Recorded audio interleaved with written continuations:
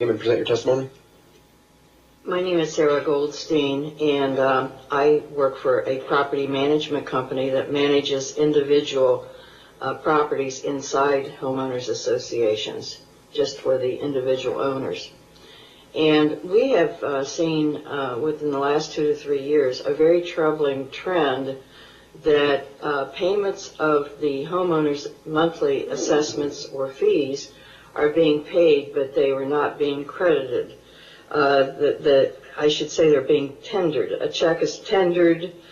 We went to a situation where we would personally deliver the check, get a receipt, but yet it would not show up that those payments were made, which is then on fast track to collections, and they'll be sent over to a collection company. Then you cannot get the statement from the homeowners association because now it's in collections and they won't talk with us. And it's a fast track to loss of the individual's property, or a very, very expensive resolution of the issue with maybe a payment that was made of $220 that turns into be $3,000. And I would suggest in that situation, we have tendered the check, we have a receipt that the payment was made. Why not be able to go to small claims court and say, here, we have made these payments, please correct your records and move on. And the small claims court does not allow attorney fees for either side. So it would seem that that would be a very, very inexpensive, maybe less than $100 resolution. And it's just unbelievable.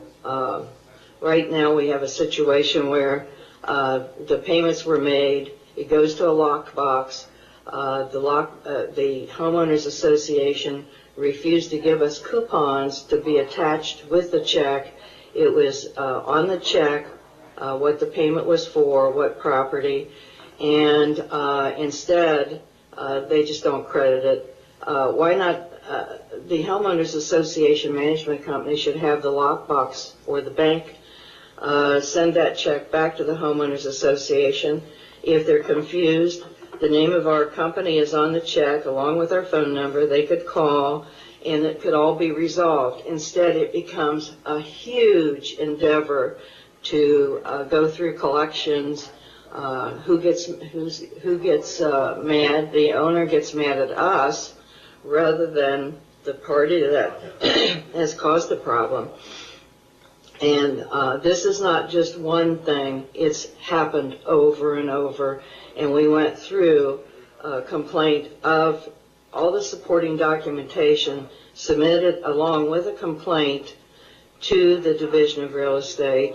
And after 1 year and 2 weeks, the Division of Real Estate came back and said, we see nothing was done wrong by the Homeowners Association Management Company. It's a no-win situation, and it needs to be stopped. I'm not necessarily for or against this particular bill, but it is not covering this kind of situation. It seems to be more related to disputes and conflicts between owners and the Homeowners Association. But this is really a financial thing, that we made the payment, you haven't credited the payment, and let's resolve it. And we should go to small claims court and do that. I thank you for your time. Thank you for your time, Ms. Goldstein. We appreciate your taking the time out of your day to be here at the Sawyer Building to make your voice heard. So if I understand you correctly, then you would like to see an option, as did Ms. Schuman, that would include small claims court after a mediation is unsuccessful. Yes, the one that I spoke about, if we tried to go to mediation, and we went, but the HOA did not go. Is it because they knew that they were wrong?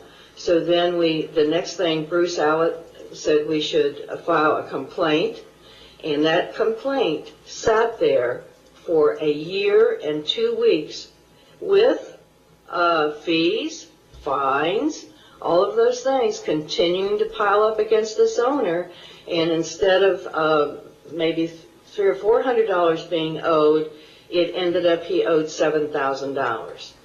And since the Division of Real Estate did not find fault with the Homeowners Association Management Company, the next step was that the owner had to pay it. And I did talk to the ombudsman directly about this, and she says, well, he should just pay this. Otherwise, it's just going to keep adding up. So maybe that's something you should consider putting in this bill too, that at the time that there is a request for mediation, there should be a period of time to be able to resolve these things rather than the fines, the late payments, all of those continue to be added to this poor homeowner. Ms. Goldstein, thank you for your testimony. Mr. Carell and Mr. MacArthur, any questions? No. Thank you very much. Would the next witness please state their